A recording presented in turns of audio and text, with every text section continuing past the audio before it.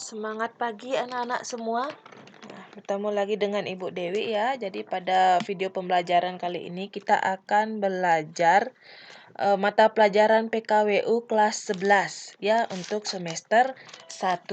Pada bab 1 ini kita akan mempelajari mengenai kerajinan dari bahan limbah berbentuk bangun datar. Baik, kita mulai saja. Sebelum masuk ke materi, perlu kita ketahui tujuan pembelajaran pada materi berikut adalah yang pertama, memahami dan menyusun perencanaan usaha.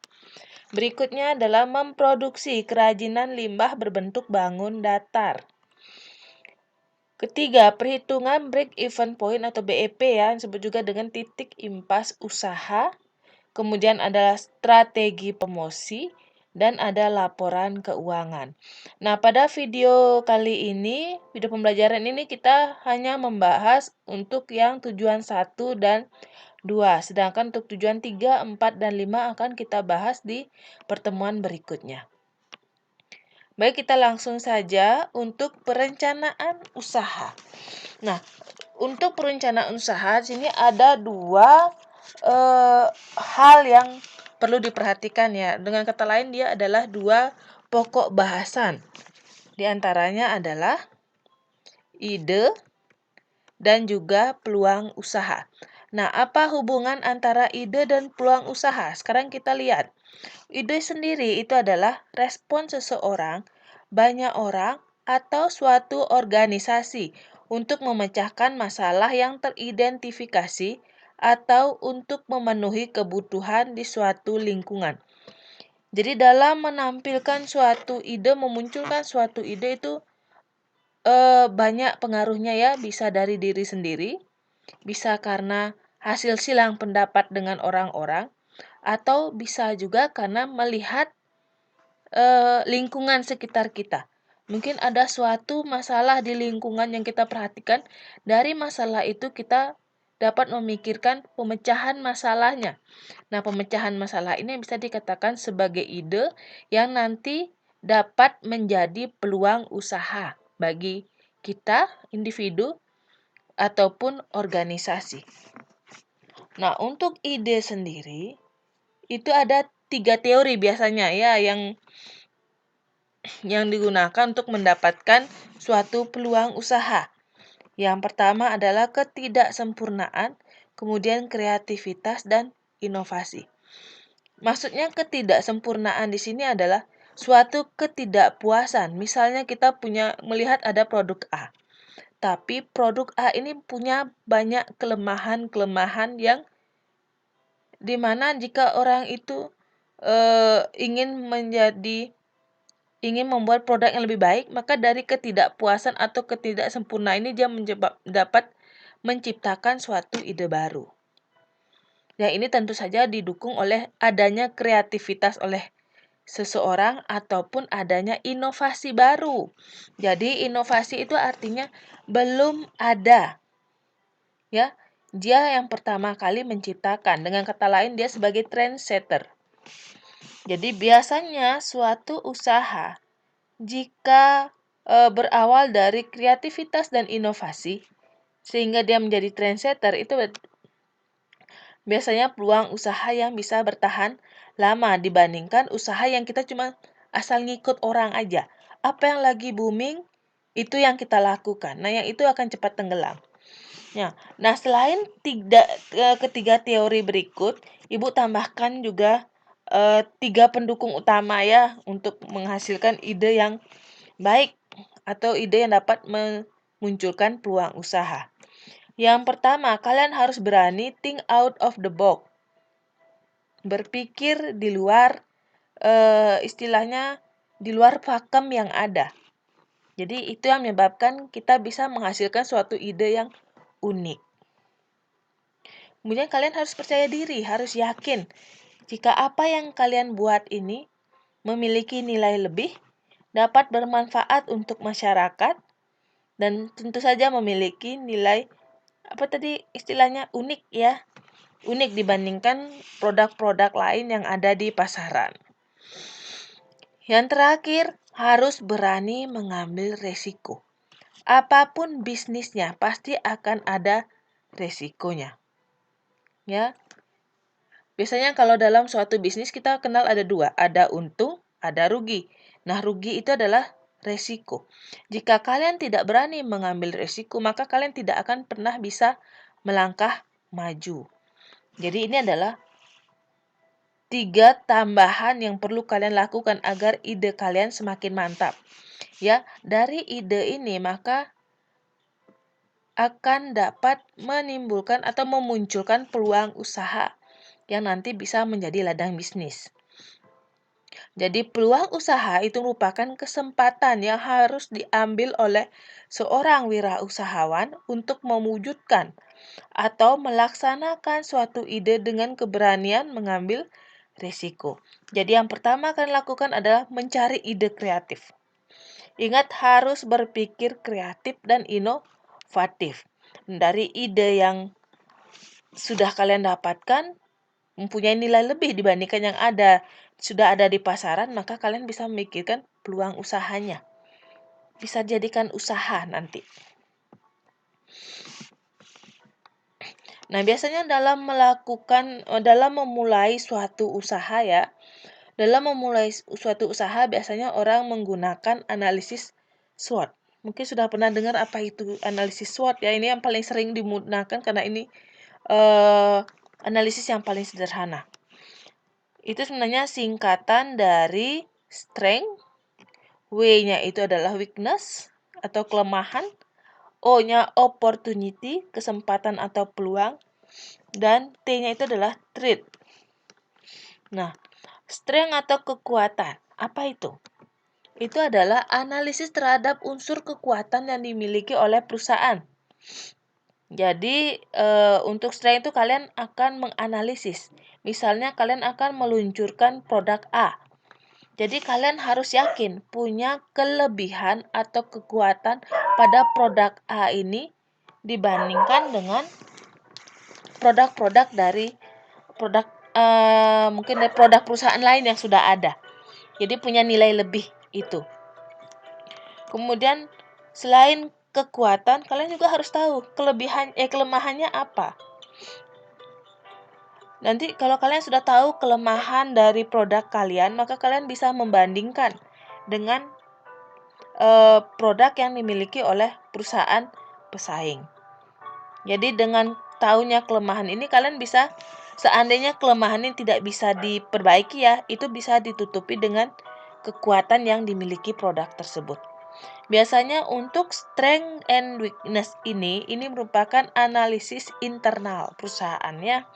Jadi ini yang melihat produk yang dimiliki oleh perusahaan tersebut. Jadi ini adalah analisis internal. Lalu untuk O atau opportunity, peluang. Ini adalah untuk memungkinkan ya, ini untuk kita dapat melihat peluang atau kemungkinan bisnisnya mampu bertahan dan diterima di masyarakat.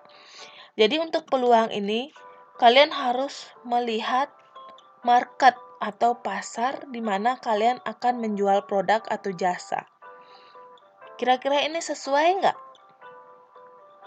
dengan kebutuhan masyarakat? Nanti jangan sampai kalian menciptakan suatu produk yang tidak dibutuhkan masyarakat. Kalau gitu akan percuma. Percuma dalam arti apa? Tidak akan ada yang membeli atau tidak ada yang akan memanfaatkan jasa tersebut. Kemudian yang terakhir itu adalah threat atau ancaman. Nah, ini kita perlu melihat pesaing. Ya, pesaing yang sudah ada. Jadi misal kalian memunculkan produk baru, kalian harus selalu perhatikan produk yang sudah di pasaran ada apa. Kira-kira ini kita mampu nggak bersaing dengan mereka. Oleh karena itu, kekuatan ini harus ditonjolkan. Seandainya punya kelemahan, ini harus tertutupi dengan adanya kekuatan atau kelebihan produk kalian sehingga bisa melawan pesaing-pesaing yang sudah ada di pasaran. Contohnya sebagai contoh ya, orang yang punya ide cukup kreatif itu adalah yang lagi naik daun ya sekarang itu adalah jasa Grab sama Gojek. Ya, Grab sama Gojek itu muncul dari ide masyarakat sekarang semakin lama kan semakin malas keluar. Karena apa? Karena macet. Karena terik ya, panas. Suhu di luar ruangan itu benar-benar cukup tinggi sekarang ya. Kemudian polusi. Nah, dari sini muncullah ide untuk melakukan jasa antar jemput manusianya atau juga jasa antar jemput barang atau juga pengiriman makanan. Nah, di sini kebetulan Grab sama Gojek ini kan punya usaha di bidang yang sama ya, bidang jasa pengantaran makanan ataupun antar jemput. Nah, di sini Grab sama Gojek mereka pasti sudah melakukan analisis kekuatannya mereka di mana, kelemahannya mereka di mana, peluangnya bagaimana. Nah, untuk saat ini peluangnya cukup besar karena apa? Sampai saat ini yang untuk jasa pengiriman itu yang kayak apa ya namanya istilahnya ya? Pemesanan makanan ataupun antar jemput itu baru yang terkenal itu ada Grab dan Gojek. Jadi mereka hanya perlu melihat satu pesaing. Nanti, nah, trade ini yang perlu mereka pikirkan itulah seandainya nanti ke depan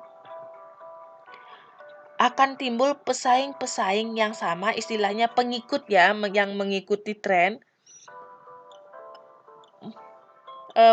membuat usaha jasa di bidang yang sama. Nah, di sini mereka sudah pikirkan ini, trade-nya, ancamannya apa. Nanti mereka pasti akan kembali lagi ke kekuatan. Supaya berbeda dengan pesaing yang baru muncul, mereka akan memberikan entah itu promo, entah itu diskon atau sebagainya. Nah, itu yang harus selalu dipikirkan oleh pengusaha. Jadi di lingkaran analisis SWOT ini sudah cukup lengkap ya untuk dapat memulai suatu usaha. Nah, lalu bagaimana untuk sumber daya produksinya?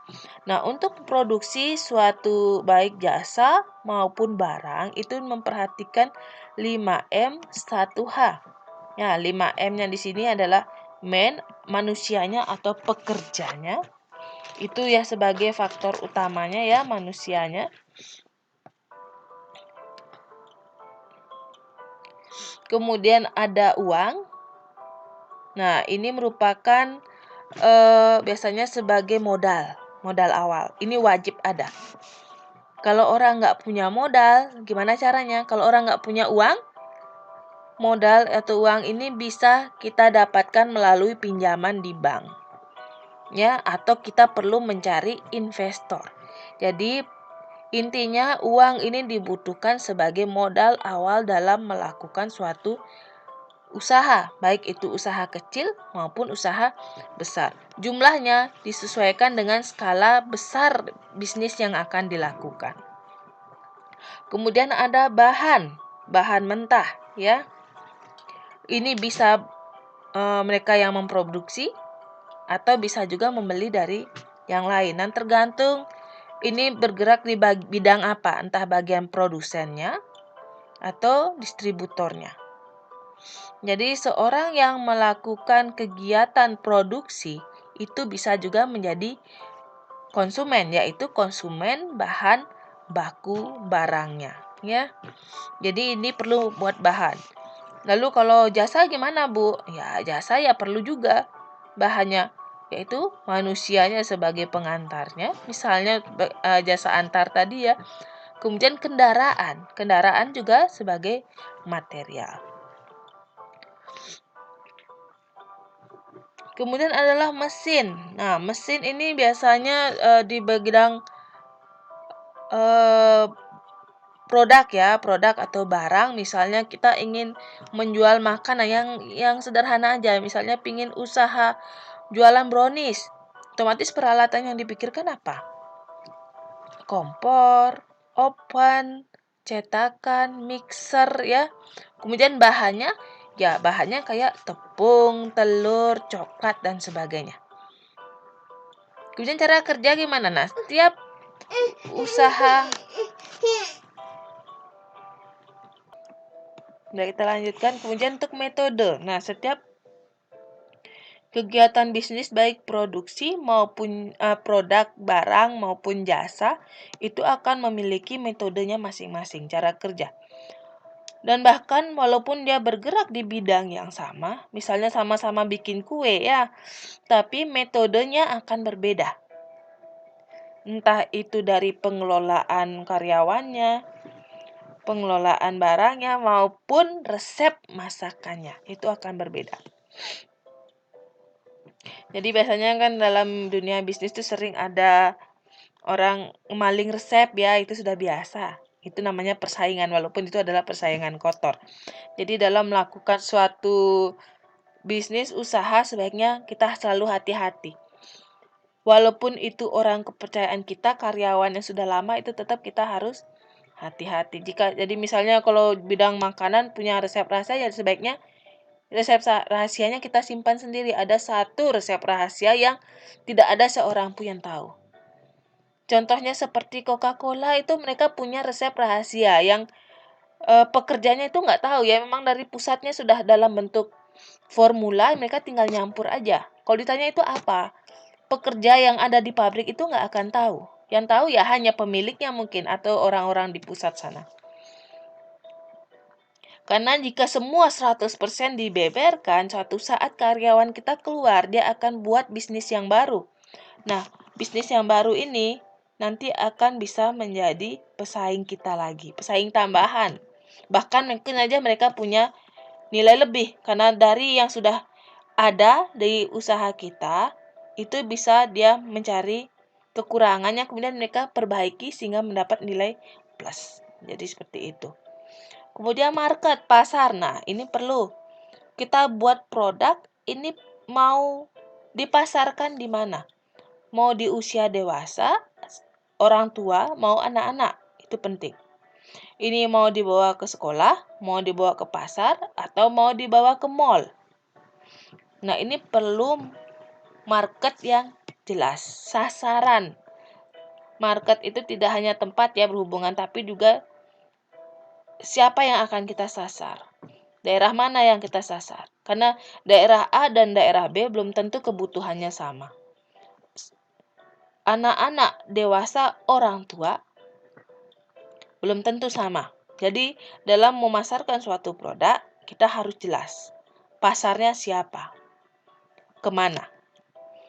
Akan lebih baik jika yang kita pasarkan itu atau produk yang kita pasarkan itu menyasar semua kalangan usia atau bisa di mana saja. Contoh yang paling sederhana, minuman air mineral itu siapapun bisa disasar. Dan walaupun ada banyak merek, biasanya orang-orang bakal ngambil-ambil aja. Walaupun memang saat ini yang paling terkenal memang merek Aqua ya, tapi produk lain juga dengan produk sejenis dengan merek yang berbeda masih tetap eksis sampai sekarang. Karena ini merupakan salah satu kebutuhan utamanya. Itu maksudnya market yang disasar itu adalah kalangan umum. Dari bayi sampai orang tua pun pakai. Contohnya yang hanya nyasar anak-anak, ya contohnya ciki-cikian. Yang 500-an kayak yang 1000-an ya, kayak kentang yang seperti itu biasanya disasarnya anak-anak. Kemudian permen, nah itu sudah jelas sasarannya. Nah, kemudian yang terakhir adalah informasi. Nah, ini informasi yang selalu dibutuhkan. Misalnya apa yang terjadi di luar sana. Misalnya ada pesaing baru, itu kita harus selalu saring. Dengan kita tahu informasi, kita akan bisa memikirkan. Tadi kembali ke strength ya. Kita perlu mencari kelebihan kita. Apa yang akan kita lakukan untuk bisa bersaing dengan produk dari perusahaan lain. Nah, jadi itu adalah sumber daya produksi yang perlu kita perhatikan dalam memulai suatu bisnis atau suatu usaha.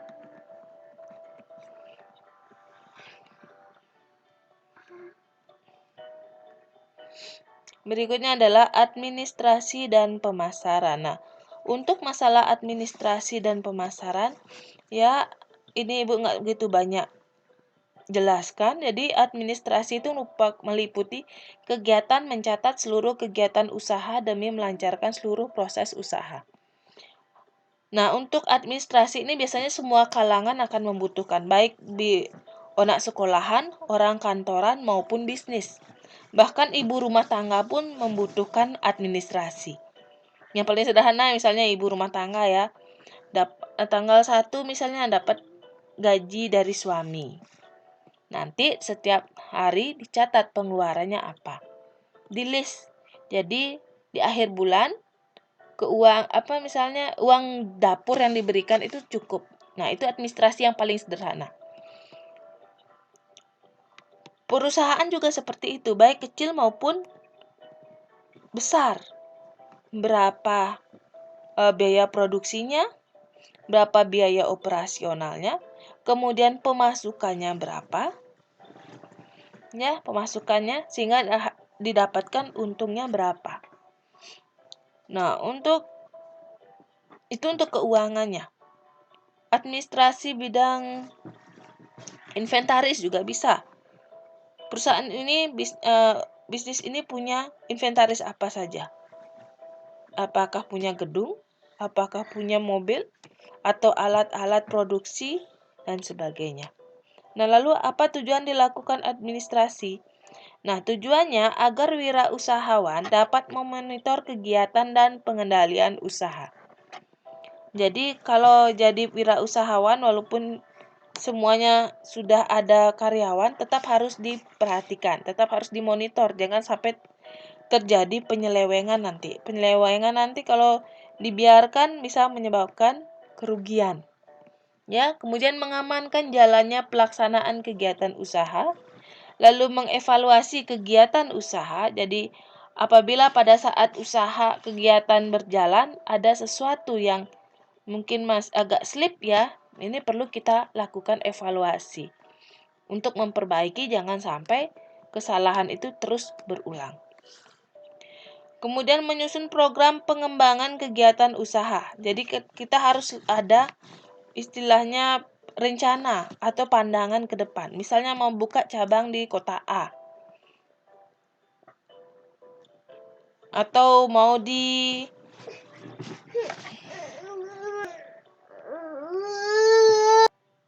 kemudian menunjukkan adanya bukti-bukti kegiatan usaha. Dan terakhir mengambil keputusan dalam pengembangan dan pengendalian usaha. Nah, berikutnya adalah pemasaran. Jadi pemasaran itu adalah kegiatan promosi ya. Jadi untuk pemasaran, itu adalah kegiatan yang dilakukan oleh perusahaan untuk mempromosikan suatu produk atau layanan yang dimiliki. Jadi mencakup pengiklanan, penjualan, dan pengiriman produk ke konsumen atau perusahaan lain. Jadi pemasaran ini bisa dibilang bagian yang cukup penting. Ini adalah untuk memperkenalkan produk yang sudah kita luncurkan. Jadi kalau misalnya tidak ada promosi, bagaimana orang lain tahu? Jika kita punya barang yang bagus misalnya. Percuma barangnya bagus kalau nggak ada yang tahu, kan seperti itu jadinya. Tujuan itulah yang kenapa banyak perusahaan yang melakukan iklan, baik di media televisi, di radio, yang zaman dulu radio ya, kemudian majalah, koran, ataupun sekarang yang banyak itu adalah di media sosial, baik YouTube, Facebook, maupun Instagram. Nah, adapun kegiatan pemasaran itu bisa mencakup pengenalan produk, kemudian melakukan riset, distribusi atau penyaluran, dan juga layanan purna jual. Maksudnya layanan purna jual itu setelah kita menjual produk atau konsumen, biasanya kita butuh istilahnya, misalnya kita membutuhkan review dari konsumen. Jadi kita tahu apakah produk kita ada yang kurang di mata konsumen sehingga bisa kita perbaiki atau bahkan sudah cukup baik. Jadi misalnya contohnya aja yang paling gampang, kita belanja ke Shopee atau Tokopedia. Di sana akan ada bintang 1 sampai bintang 5. Kemudian ada review.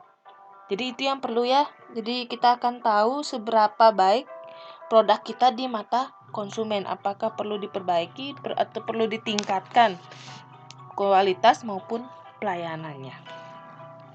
Ya, jadi demikian untuk administrasi dan pemasaran. Berikutnya Ibu lanjut ke komponen perencanaan usaha. Nah, untuk komponennya di antara lain ada deskripsi, lingkungan bisnis, rancangan manajemen, rencana pemasaran, dan rencana keuangan.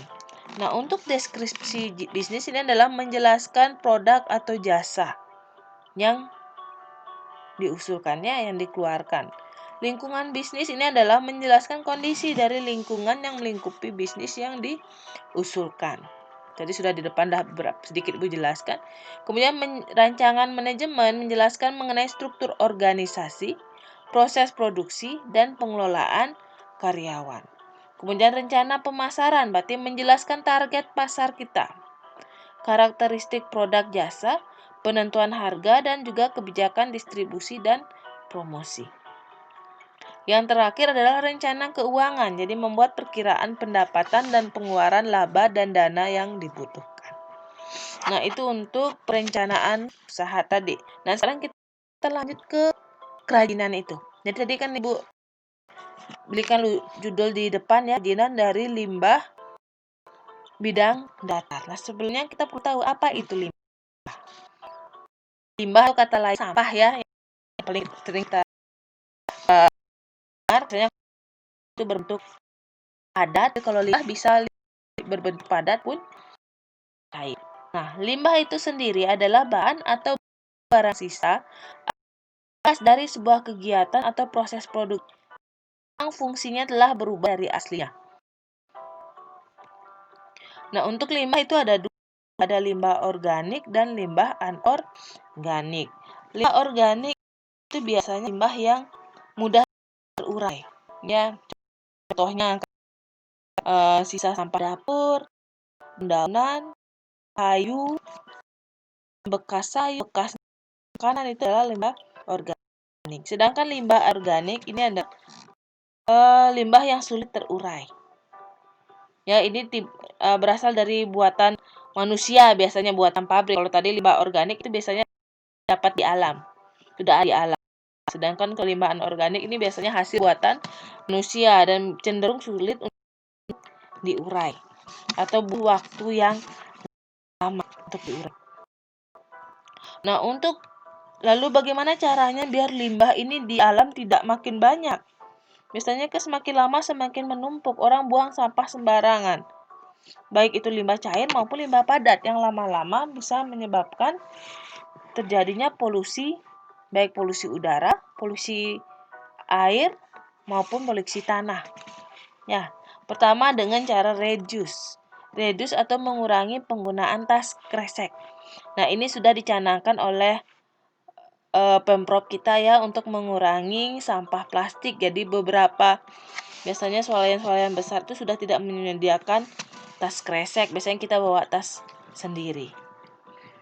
Kemudian reuse, menggunakan barang secara hemat dan dipakai. Jadi kalau kita punya pakaian jangan sampai kehabisan tempat di lemarinya kemudian dibuang gitu aja. Contohnya tadi kayak tas itu, kenapa sekarang banyak yang pakai tas kain? Itu biar bisa digunakan kembali. Biasanya kalau tas kresek yang pakai sekali ya biasanya dibuang. Itu bisa menyebabkan penumpukan sampah plastik. Ya, jadi dengan reduce kita juga bisa mengarah ke reuse, digunakan kembali. Bahkan kadang pakaian-pakaian sudah tidak dipakai, sudah tidak digunakan tapi masih layak pakai itu bisa disumbangkan. Atau bahkan ada yang jual dengan barang second karena dia punya barang baru daripada menuhin lemari mending dijual lagi. Biasanya harganya ya lebih murah. Kemudian memilih produk yang bisa diisi ulang, ya reduce. Jadi dia beli sampo misalnya, beli yang isi ulangnya. Jadi botolnya sudah ada. Dengan begitu kita akan mengurangi penggunaan botol mengurangi jumlah dari limbah botol tadi. Nah, itu adalah dua langkah yang bisa digunakan untuk mengurangi limbah yang ada di alam ya. Yang terakhir itu adalah recycle, itu mendaur ulang limbah yang masih dapat digunakan. Contohnya seperti kertas, botol, kaleng maupun yang lainnya. Nah, ini yang akan kita untuk PKWU kali ini kita akan bergerak di bidang recycle atau mendaur ulang limbah yang masih bisa dimanfaatkan. Nah, apa itu limbah bangun datar? Limbah bangun datar adalah limbah berbentuk bangun datar yang berdimensi 2. Maaf, salah ketik itu. Yaitu bahan limbah yang memiliki sisi panjang dan lebar atau 2 dimensi dengan kata lainnya, sehingga tidak mempunyai ruang. Contohnya apa? Contohnya limbah kertas. Limbah kertas salah satu yang paling banyak sekarang kita temukan itu adalah bekas-bekas koran, bekas-bekas skripsi mahasiswa biasanya diloain ya. Dan ini juga dimanfaatkan yang paling sederhana, bisa pemanfaatannya itu dengan menjadikan bungkus makanan biasanya. Tapi ya namanya cuma digunakan bungkus makanan, dia tidak punya nilai jual. Kemudian ada sampah plastik kemasan.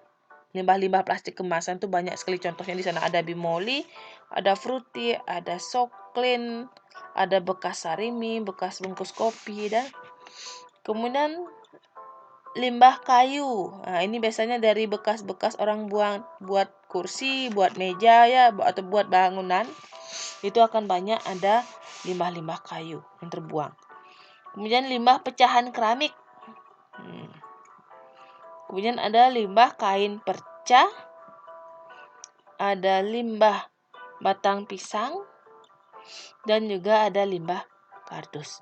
Nah, setelah melihat ketujuh jenis limbah ini, apa yang kalian pikirkan?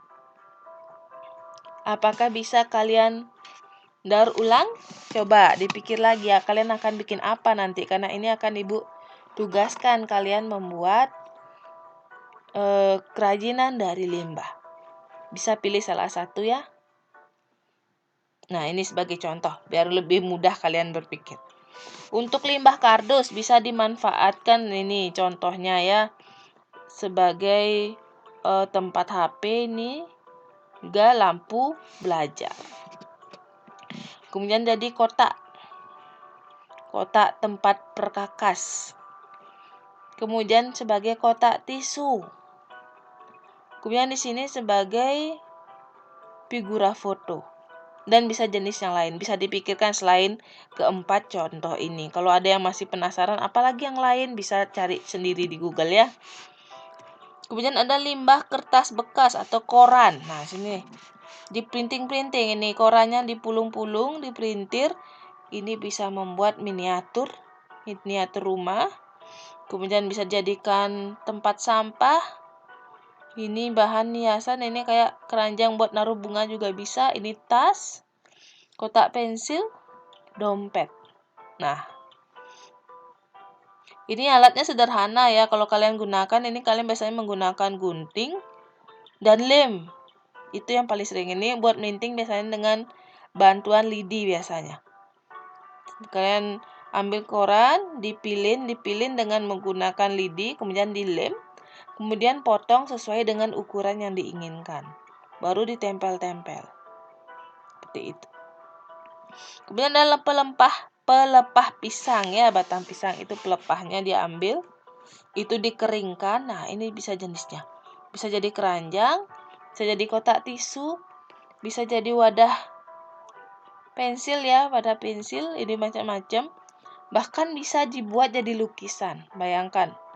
Bagaimana kreatifnya orang-orang memanfaatkan pelepah pisang yang terbuang tidak dimanfaatkan, dirubah menjadi karya seni yang punya nilai jual tinggi.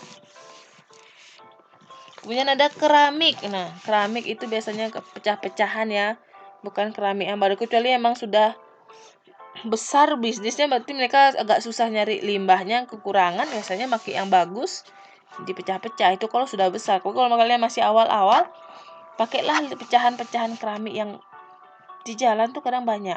Orang-orang yang lagi membangun pasti ada keramiknya yang pecah, itu bisa dipakai. Nah, ini bisa jadi lukisan ya, Ini bisa jadi jam, kemudian ini cermin, ini jadi guci, hiasan guci, ini jadi figura foto.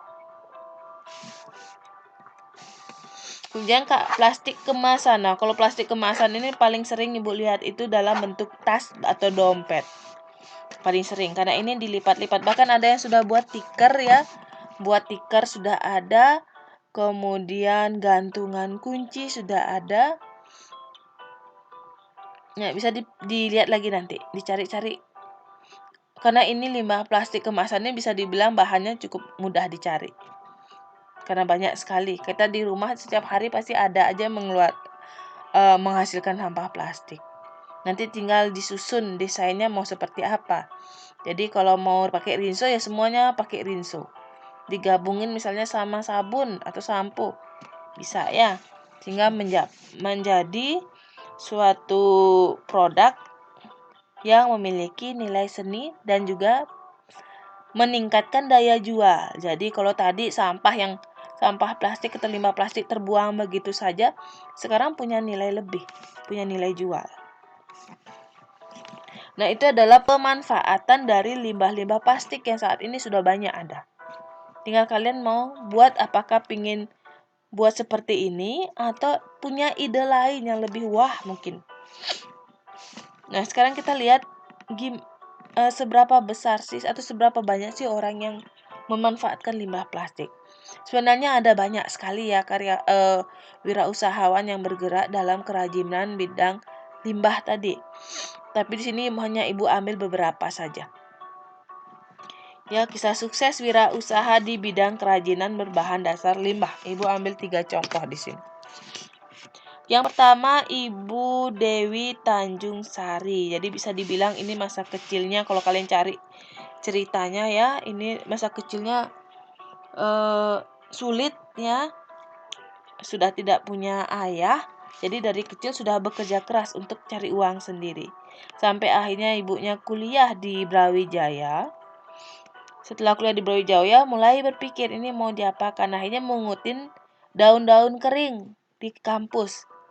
Daun kering di kampus dipungutin, dibuatlah sebagai contoh misalnya kotak pensil, sampul buku, figura foto, itu kemudian dijual sama teman-temannya.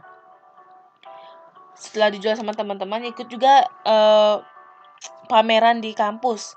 Sampai akhirnya ada yang tertarik, eksportir ya, akhirnya mengekspor keluar, ibunya langsung bikin perusahaan kecil yang mengajak karyawan-karyawannya untuk memproduksi jumlah yang lebih banyak, lalu diekspor ke luar negeri. Kemudian pada saat ada resesi ekonomi, eksportirnya bangkrut, ibunya bingung harus bagaimana. Akhirnya sekarang sudah dirubah bentuknya dalam bentuk waralaba.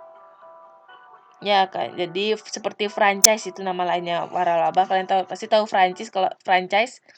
Kalau lihat McD, KFC itu adalah franchise ya. Jadi dengan lakukan franchise sekarang sampai setahun itu bisa sampai 1 M omsetnya. Itu di tahun 2010 kalau Ibu baca artikelnya. Entah sekarang mungkin sudah lebih berkembang lagi. Nah, dilihat dari sampah atau limbah daun yang sudah tidak diperhatikan ya. Biasanya kalau orang di kampus itu atau di sekolah sampah daun tuh dikumpulkan, kalau nggak dibakar ya dijadikan pupuk kompos biasanya ya. Tapi dengan dirubah menjadi karya seni seperti ini, kerajinan, maka dia memiliki nilai jual yang lebih tinggi. Nah, itu kisah dari Ibu Dewi Tanjung Sari. Mungkin ada yang bisa mengikuti nanti kisahnya. Nah, berikutnya ada Pak Made Sutemaya. Ini Pak Made Sutemaya ini dari Kute. Nah, kalau kalian lihat kerajinan yang ada di belakang gambar beliau ini adalah limbah kayu yang didapatkan di pinggir pantai. Jadi kayu-kayu yang sudah istilahnya udah melalang buana di laut, kemudian terdampar di pantai, itu dipungutin. Karena katanya kayu yang sudah terendam dengan air garam itu memiliki kekuatan yang lebih kokoh dibandingkan kayu yang biasa. Jadi bisa dikatakan ini kerajinannya ini awet karena bantuan reaksi kimia yang dilakukan oleh air garam. Nah, sekarang omsetnya sudah 300 juta sebulan. Nah, itu kalikanlah 1 tahun misalnya berapa itu 300 kali 12. Yaitu cuma mungkin kesulitannya mencari bahan baku karena bahan baku kayu ini kalau diambil terus kan juga pasti habis. Nah, itu siapa tahu mungkin ada yang mau mengikuti jejak beliau ya untuk memproduksi kerajinan dari kayu-kayu bekas. Ini kebetulan dari sampah kayu yang di pantai. Tujuannya biar dapat tekstur kayu yang lebih kokoh. Nah, kemudian ada Bu Nurhandiah. Sampah kulit kerang jadi barang mewah. Nah, kalau kalian lihat di sini, jika kulit kerang itu masih berupa sampah, ini kan biasa di restoran yang ada menu kerang hijau, kerang yang lain itu kan terbuang.